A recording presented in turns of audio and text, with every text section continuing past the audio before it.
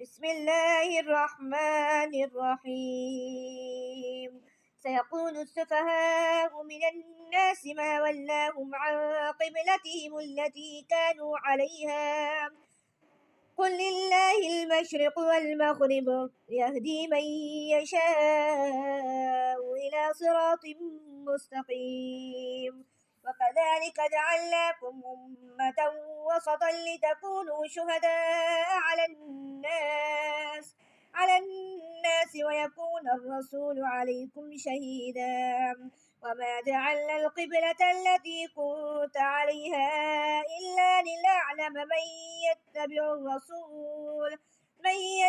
الرسول ممن ينقلب على عقبيه وإن كان لكبيرة إلا على الذين هدى الله وما كان الله ليضيع إيمانهم إن الله بالناس لرؤوف رحيم. قد نرى تقلب وجهك في السماء فلنولينك قبلة ترضاها فول وجهك شطر المسجد الحرام وحيث ما كنتم فولوا وجوهكم شطره وإن الذين أوتوا الكتاب ليعلمون أنه الحق من ربهم وما الله بغافل عما يعملون. ولئن أتيت الذين أوتوا الكتاب بكل آية ما تبعوا قبلتك وما أنت بتابع قبلتهم وما بعضهم بتابع قبلة بعض ولئن اتبعت أهواءهم من بعد ما جاءك من العلم إنك إذا لمن الظالمين. الذين آتيناهم الكتاب يعرفونه كما يعرفون أبناءهم وإن فريقا منهم ليكتمون الحق وهم يعلمون. الحق من ربك فلا تكونن من الممترين ولكل وجهة هو موليها فاستبقوا الخيرات أينما تكونوا يأت بكم الله جميعا إن الله على كل شيء قدير. ومن حيث خرجت فول وجهك شطر المسجد الحرام وإنه للحق من ربك وما الله بغافل عما تعملون. ومن حيث خرجت فول وجهك شطر المسجد الحرام وحيث ما كنتم فولوا وجوهكم شطره لئلا يكون للناس عليكم حجة إلا الذين ظلموا منهم فلا تخشوهم واخشوني ولأتم نعمتي عليكم ولعلكم تهتدون. كما أرسلنا فيكم رسولا منكم يتلو عليكم آياتنا ويزكيكم ويعلمكم الكتاب والحكمة ويعلمكم ما لم تكونوا تعلمون. فاذكروني أذكركم واشكروا لي ولا تكفرون. يا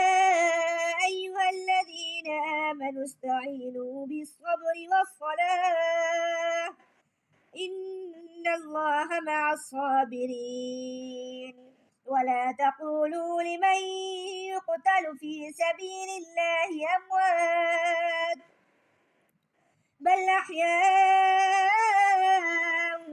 ولكن لا تشعرون.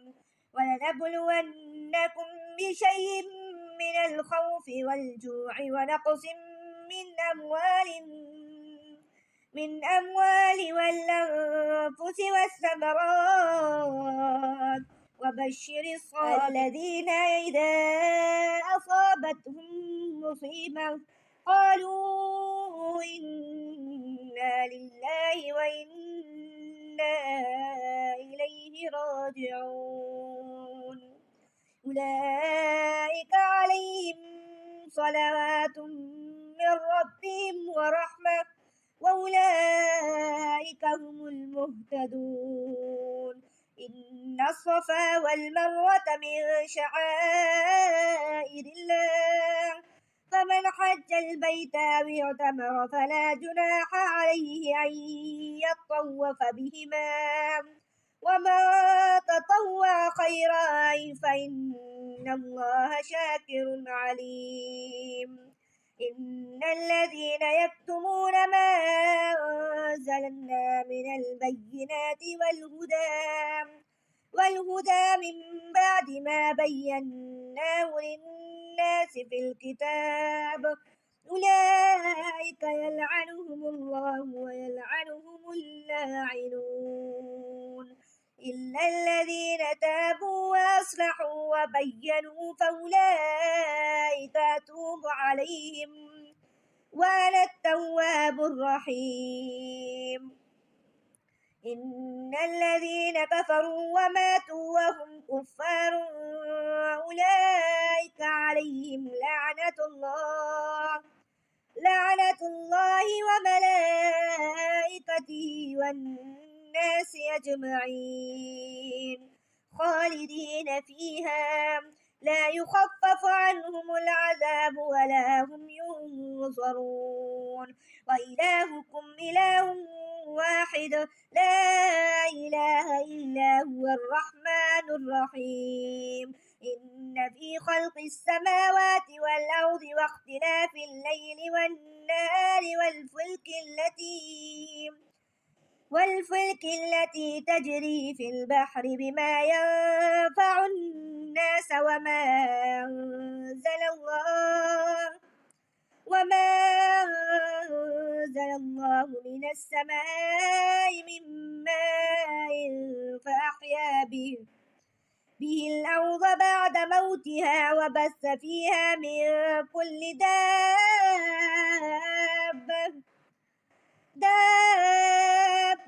وتصريف الرياح والسحاب المسخر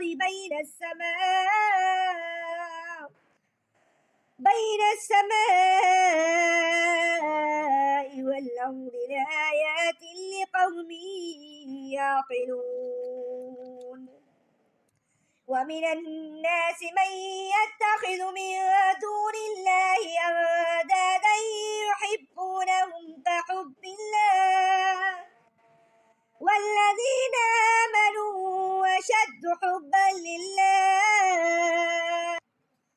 ولو يرى الذين ظلموا إذ يرون العذاب أن القوة لله جميعا وأن الله شديد العذاب إذ تبرأ الذين اتبعوا من الذين اتبعوا ورأوا العذاب وتقطعت بهم الأسباب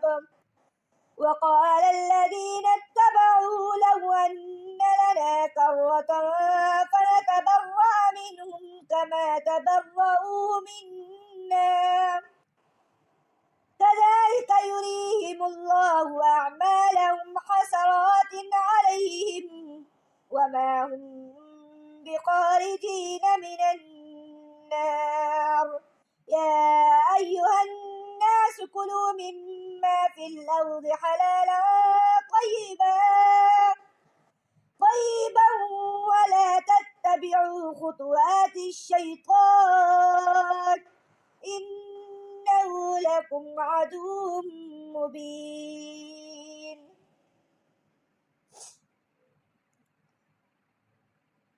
إنما يأمركم بالسوء والفحشاء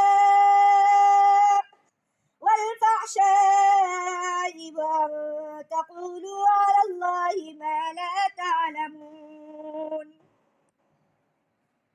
وإذا قيل لهم اتبعوا ما أنزل الله قالوا بل نتبع ما ألفينا عليه آباءنا أولو كان آباءهم لا يعقلون شيئا شيئا ولا يهتدون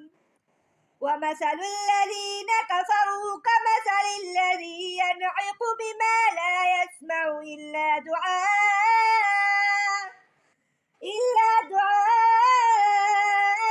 ونداء صم بكم عمي فهم لا يعقلون يا أيها الذين آمنوا كلوا من طيبات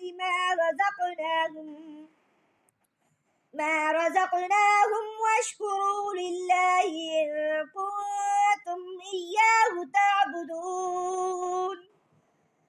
إنما حرم عليكم الميتة والدم ولحم الخنزير وما أحل به لغير الله فمن اضطر غير باغ ولا عاد فلا إثم عليه إن الله غفور رحيم إن الذين يكتمون ما أنزل الله من الكتاب ويشترون به ثمنا قليلا أولئك ما يأكلون في بطونهم إلى النار ولا يكلمهم الله يوم القيامة ولا يزكيهم ولهم العذاب الأليم أولئك الذين اشتروا الضلالة بالهدى والعذاب بالمغفرة فما أصبرهم على النار ذلك بأن الله نزل الكتاب بالحق وإن الذين اختلفوا في الكتاب لفي شقاق بعيد ليس البر أن تولوا وجوهكم قبل المشرق والمغرب ولكن البر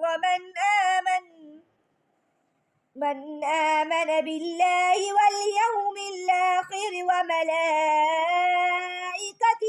والكتاب والنبيين وآتى المال على حبه ذوي القربى واليتامى والمساكين وابن السبيل والسائلين وفي الرقاب وأقام الصلاة وآتى الزكاة والموفون بعهدهم إذا عاهدوا والصابرين في البأساء والضراء وحين البأس أولئك الذين صدقوا وأولئك هم المتقون يا أيها الذين آمنوا كتب عليكم القصاص في القتلى الحر بالحر والعبد بالعبد والأنثى بالأنثى فمن عفي له من أخيه شيء فاتباع بالمعروف وأداء إليه بإحسان ذلك تخفيف من ربكم ورحمة فمن اعتدى بعد ذلك فله عذاب أليم ولكم في القصاص حياة يا أولي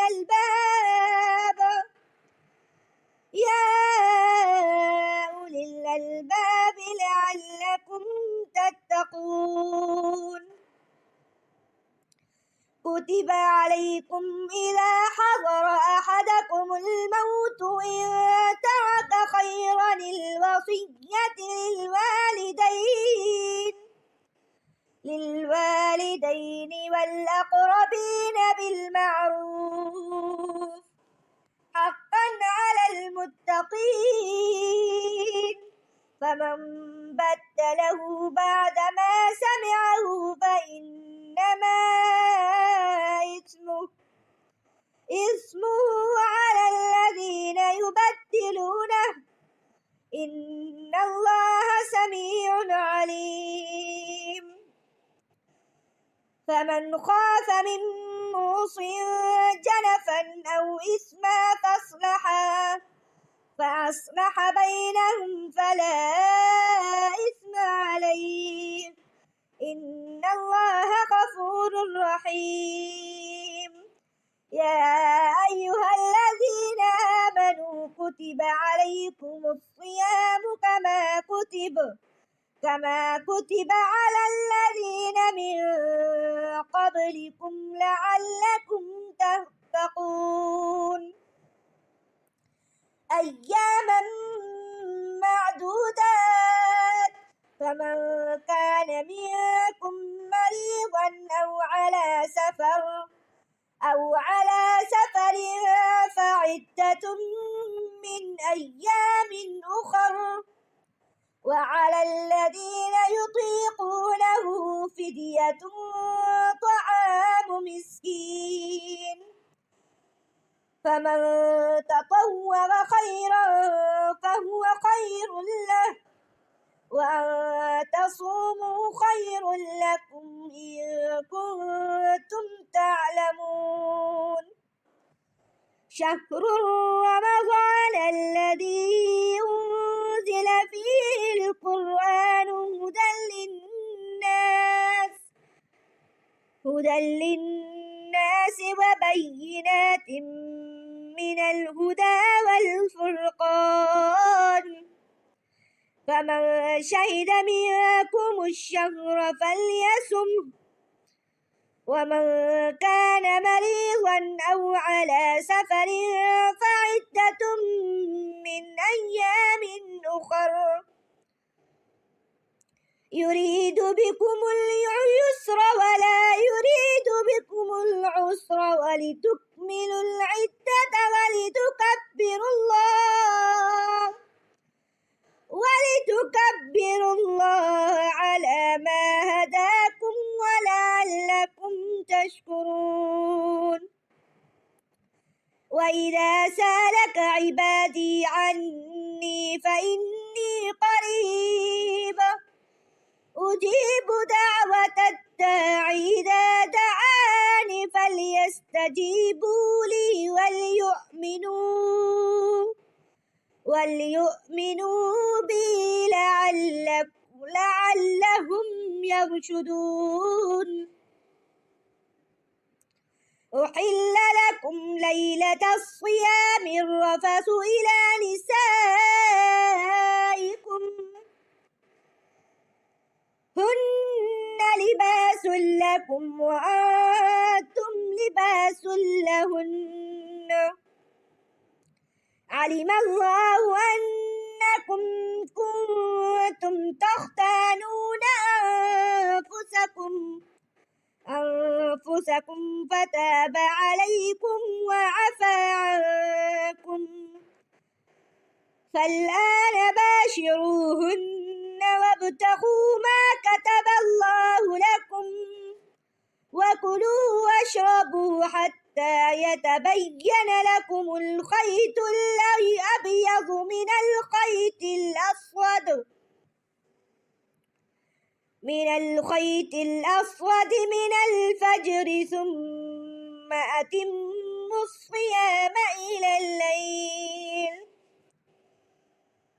فلا تباشروهن وأنتم عاكفون في المساجد تلك حدود الله فلا تقربوها كذلك يبين الله آياته للناس لعلهم للناس لعلهم يتقون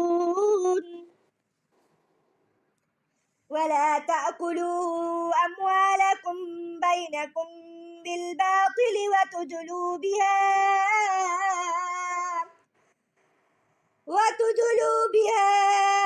إلى الحكام لتأكلوا فريقا من أموال الناس بالإثم وأنتم تعلمون يسألونك عن الأهلة قل هي مواقيت للناس والحج وليس البر بأن تأتوا البيوت من ظهورها ولكن البر من اتقى وأتوا البيوت من أبوابها واتقوا الله لعلكم تفلحون وقاتلوا في سبيل الله الذين يقاتلونكم ولا تعتدوا إن الله يحب المعتدين واقتلوهم حيث ثقفتموهم وأخرجوهم من حيث أخرجوكم والفتنة أشد من القتل ولا تقاتلوهم عند المسجد الحرام حتى يقاتلوكم فيه فإن قاتلوكم فاقتلوهم كذلك جزاء الكافرين فإن انتهوا فإن الله غفور رحيم وقاتلوهم حتى لا تكون فتنة ويكون الدين لله فإن انتهوا فلا عدوان إلا على الظالمين الشهر الحرام بالشهر الحرام والحرمات قصاص فمن اعتدى عليكم فاعتدوا عليه بمثل ما اعتدى عليكم واتقوا الله واعلموا أن الله مع المتقين وأنفقوا في سبيل الله ولا تلقوا بأيديكم إلى التهلكة وأحسنوا إن الله يحب المحسنين وأتموا الحج والعمرة لله فإن أحصرتم فما استيسر من الهدي ولا تحلقوا رؤوسكم حتى يبلغ الهدي محله فمن كان منكم مريضا أو به أذى من رأسه ففدية من صيام أو صدقة أو نسك فإذا أمنتم فمن تمتع بالعمرة إلى الحج فما استيسر من الهدي فمن لم يجد فصيام 3 أيام في الحج و7 إذا رجعتم تلك 10 كاملة ذلك لمن لم يكن أهله حاضر المسجد الحرام واتقوا الله واعلموا أن الله شديد العقاب الحج أشهر معلومات فمن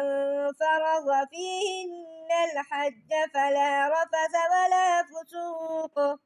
ولا فسوق ولا جدال في الحج وما تفعلوا من خير يعلمه الله وتزودوا فإن خير الزاد التقوى واتقون يا أولي الألباب ليس عليكم جناح أن تبتغوا فضلا من ربكم فإذا أفضتم من عرفات فاذكروا الله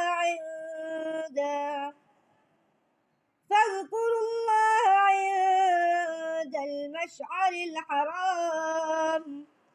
واذكروه كما هداكم وإن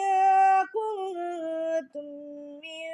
قبله لمن الضالين ثم أفيضوا من حيث أفاض الناس واستغفروا الله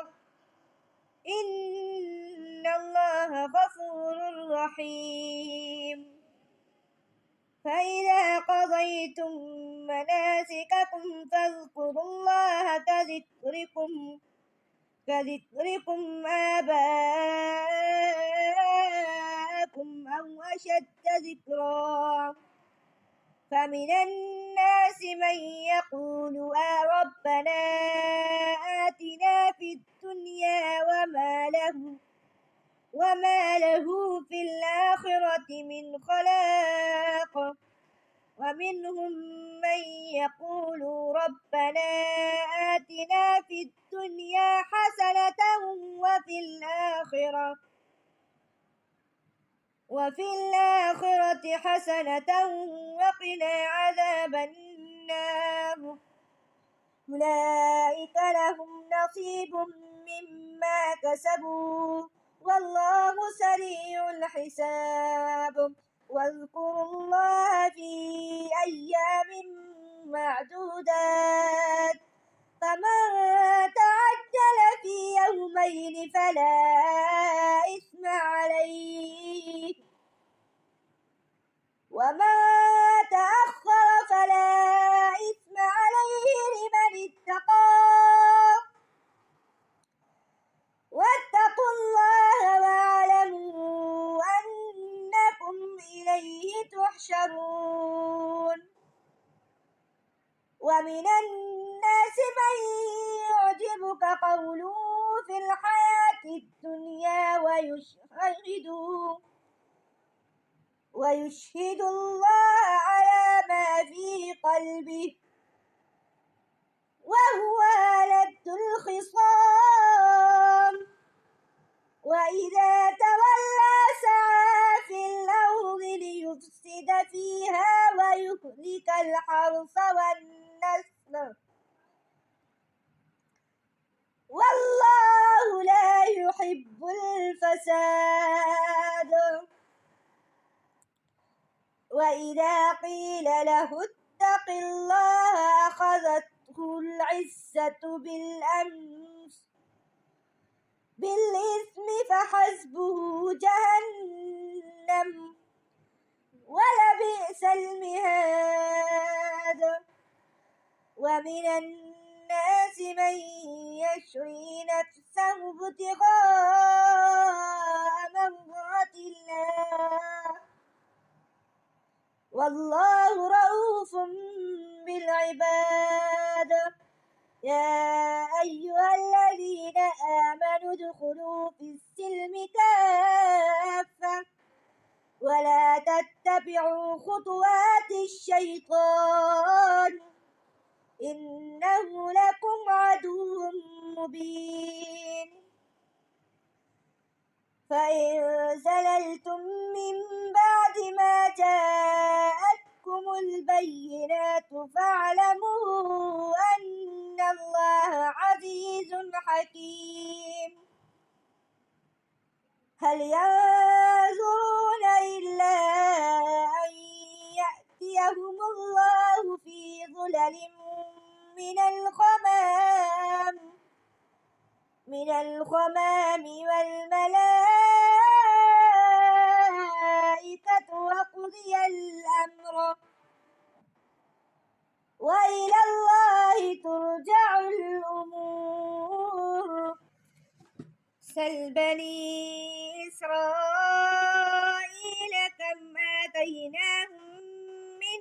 آية بينة ومن يبدل نعمة الله من بعد ما جاءته فإن الله شديد العقاب زين للذين كفروا الحياة الدنيا ويسخرون من الذين آمنوا والذين اتقوا فوقهم يوم القيامة والله يرزق من يشاء بغير حساب كان الناس أمة واحدة فبعث الله النبيين مبشرين ومنذرين وأنزل معهم الكتاب بالحق ليحكم بين الناس فيما اختلفوا فيه وما اختلف فيه إلا الذين أوتوه من بعد ما جاءتهم البينات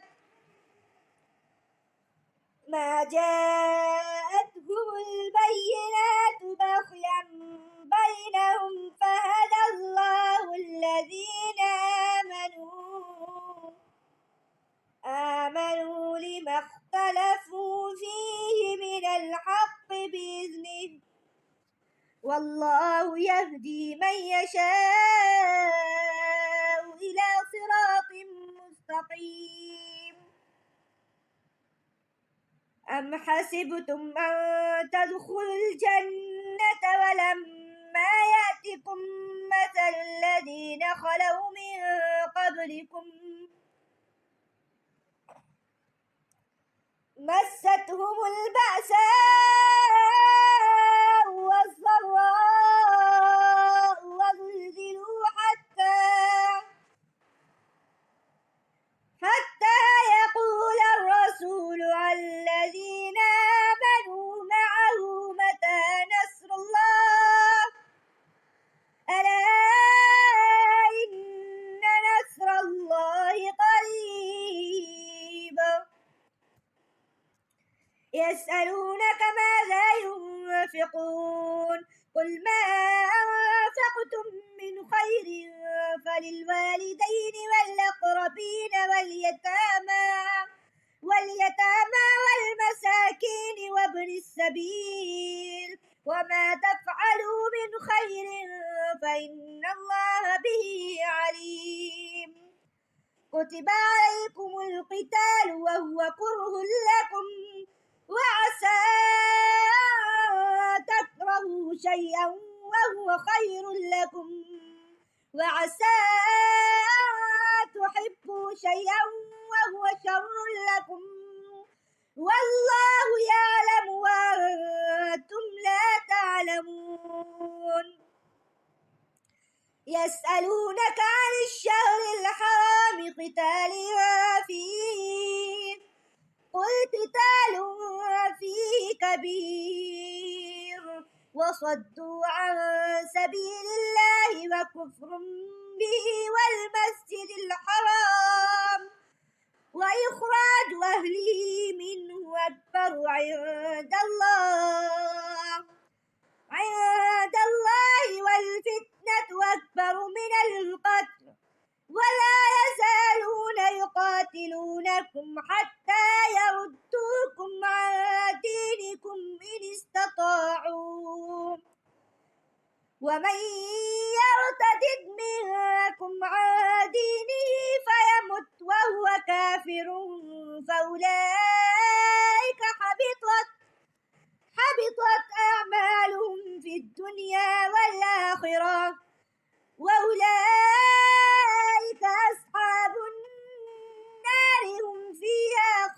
خالدون إن الذين آمنوا والذين هاجروا في سبيل الله إن الذين آمنوا والذين هاجروا وجاهدوا في سبيل الله أولئك يرجون رحمة الله والله غفور رحيم يسألونك عن الخمر والميسر قل فيهما إثم كبير ومنافع للناس وإثمهما أكبر من نفعهما ويسألونك ماذا ينفقون قل العفو كذلك يبين الله لكم الآيات لعلهم تتفكرون في الدنيا والآخرة ويسألونك عن اليتامى قل إصلاح لهم خير وإن تخالطوهم فإخوانكم والله يعلم المفسد من المصلح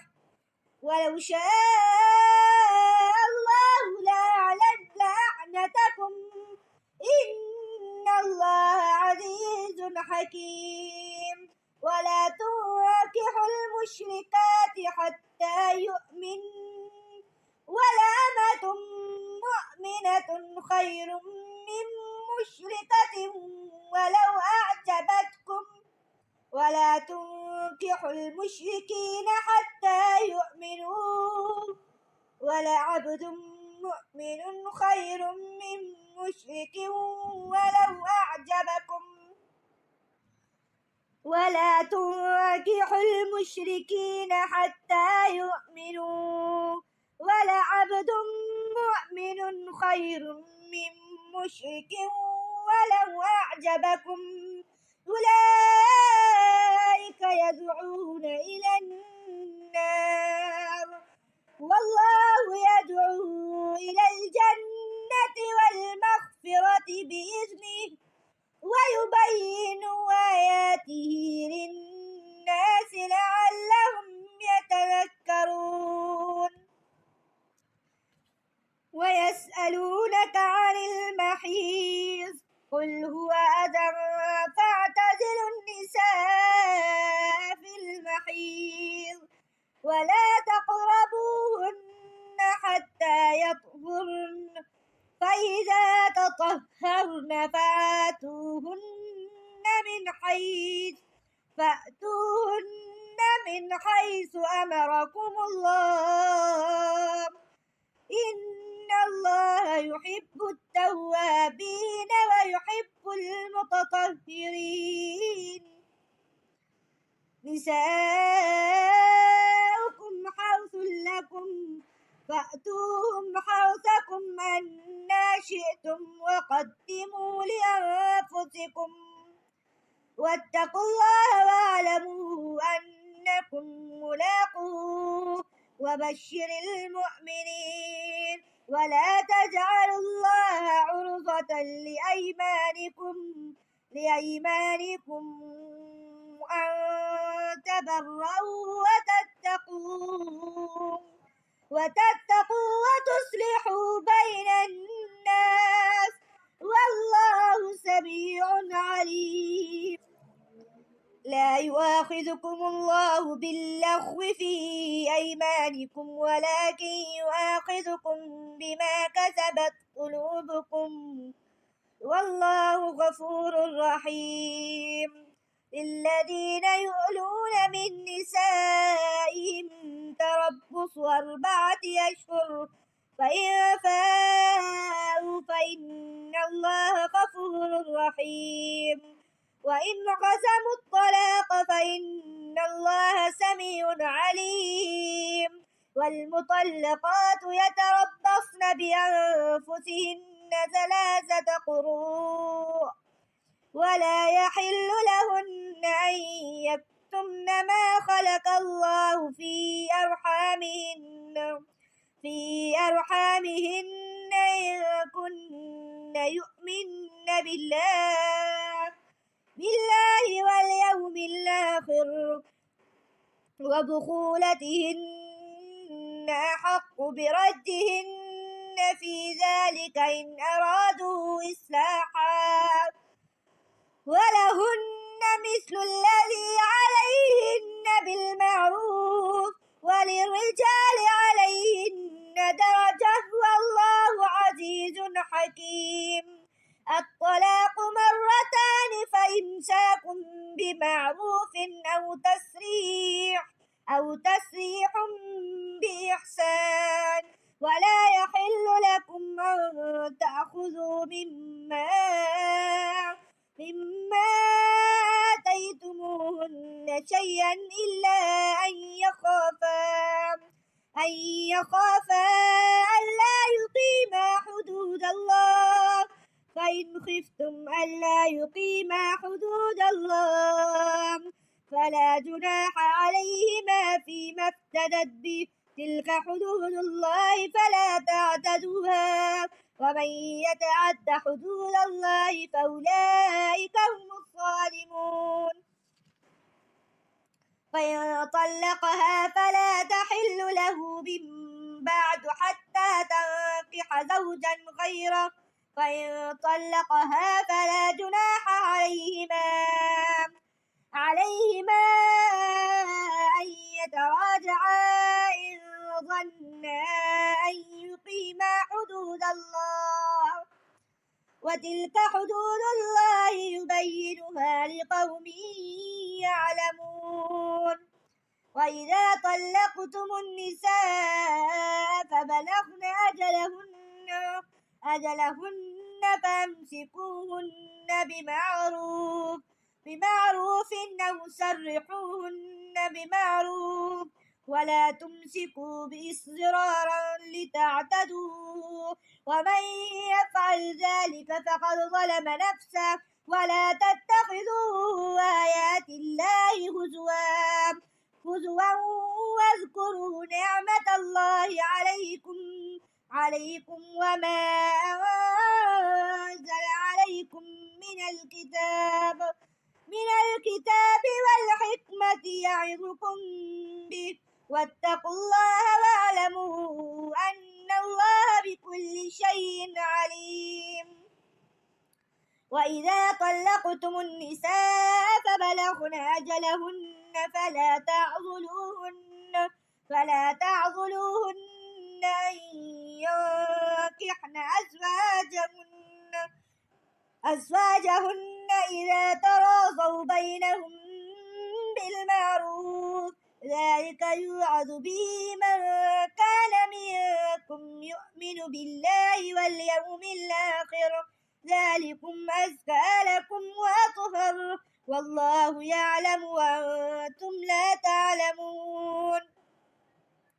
والوالدات يرضعن أولادهن حولين كاملين لمن أراد أن يتم الرضاعة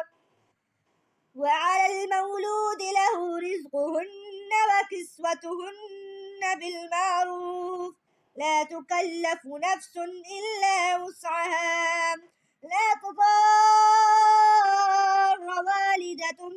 بولدها ولا مولود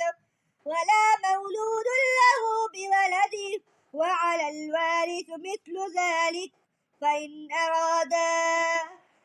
أرادا فصالا عن تراض منهما وتشاور فلا جناح عليهما وإن أردتم أن تسترضعوا أولادكم فلا جناح عليكم إذا سلمتم ما آتيتم بالمعروف واتقوا الله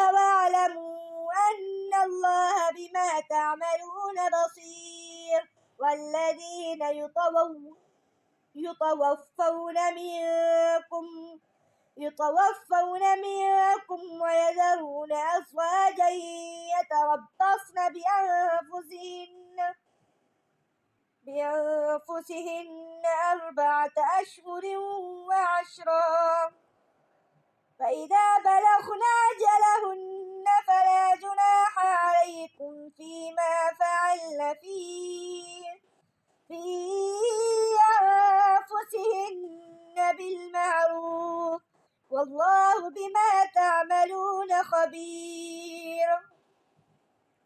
ولا جناح عليكم فيما عرضتم به من خطبة النساء أو أكننتم في أنفسكم، علم الله أنكم ستذكرونه الله،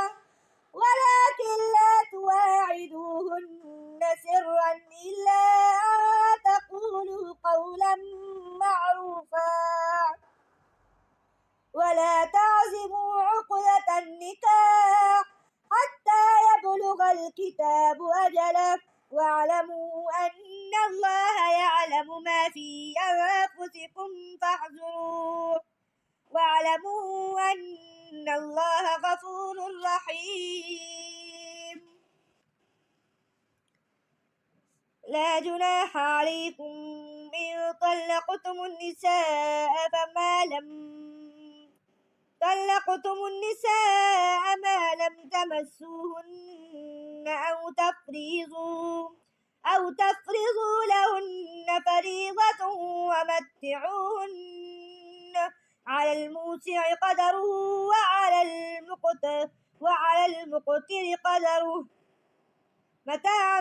بالمعروف حقا على المتقين. وإن طلقتموهن من قبل أن تمسوهن وقد فرضتم لهن فريضة فنصف ما فرضتم إلا أن يعفون أو يعفو الذي بيده عقدة النكاح، وأن تعفوا أقرب للتقوى، ولا تنسوا الفضل بينكم إن الله بما تعملون بصير. حافظوا على الصلوات والصلاة الوسطى وقوموا لله قانتين. فإن خفتم فرجالا أو ركبانا فإذا أمنتم فاذكروا الله كما علمكم ما لم تكونوا تعلمون. والذين يتوفون منكم ويذرون أزواجا وصية لأزواجهم متاعا إلى الحول غير إخراج، فإن خرجنا فلا جناح عليكم فيما فعلن في أنفسهن من معروف، والله عزيز حكيم. وللمطلقات متاع بالمعروف حقا على المتقين، كذلك يبين الله لكم آياته لعلكم تعقلون. ألم تر إلى الذين خرجوا من ديارهم وهم ألوف حذر الموت فقال لهم الله موتوا ثم أحياكم، إن الله لذو فضل على الناس ولكن أكثر الناس لا يشكرون. وقاتلوا في سبيل الله واعلموا أن الله سميع عليم. من ذا الذي يقرض الله قرضا حسنا فيضاعفه له أضعافا كثيرة، والذين يقبضون ويبسطون وإليه ترجعون. ألم تر إلى الملأ من بني إسرائيل من بعد موسى إذ إذ قالوا لنبي لهم ابعث لنا ملكا نقاتل في سبيل الله قال هل عسيتم إن كتب عليكم القتال ألا تقاتلوا قالوا وما لنا ألا نقاتل في سبيل الله وقد أخرجنا من ديارنا وأبنائنا فلما كتب عليكم القتال تولوا إلا قليلا منهم والله عليم